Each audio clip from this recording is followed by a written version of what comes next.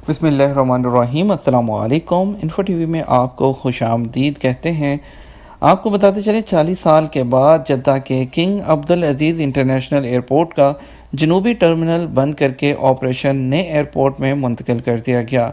आप सब जानते हैं कि जब भी हम सऊदी अरब से जद्दा से रवाना होते हैं तो हम लोग नॉर्थ टर्मिनल हमेशा यूज़ करते रहे हैं, और अभी आपको बताते चलें कि जो नया एयरपोर्ट है वो मुकम्मल फंक्शनल हो चुका है और 40 साल के बाद मुकम्मल तौर पर अलविदा कर दिया गया कल।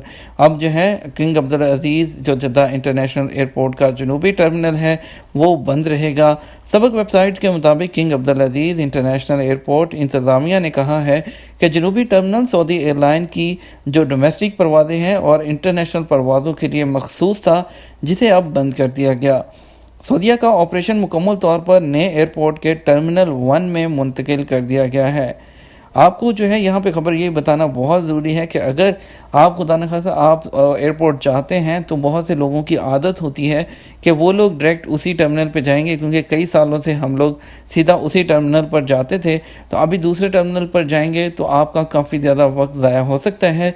इसलिए अगर आप एयरपोर्ट सफ़र करते हैं तो बराए मेहरबानी अगर आप जद्दा से सफ़र कर रहे हैं तो आप टर्मिनल 1 पर सीधा जाएंगे।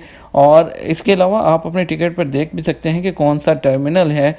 और इसके अलावा इंतज़ामिया ने इस मौका पर एक वीडियो जारी करते हुए जनूबी टर्मिनल के मुख्तलिफ हिस्से दिखाए हैं, और ये बहुत ही खूबसूरत जो है वो एयरपोर्ट जो है बनाया गया है कि देखने वाले की आंखें बस देखती रह जाती हैं। दुनिया के चंद खूबसूरत तरीन एयरपोर्ट में से एक जो है वो ये नया एयरपोर्ट, ये नया टर्मिनल बनाया गया है और इसका इफ्तिताह हो चुका है, जिसमें सऊदी एयरलाइन का ऑपरेशन मुकम्मल तौर पर मुंतकिल कर दिया गया।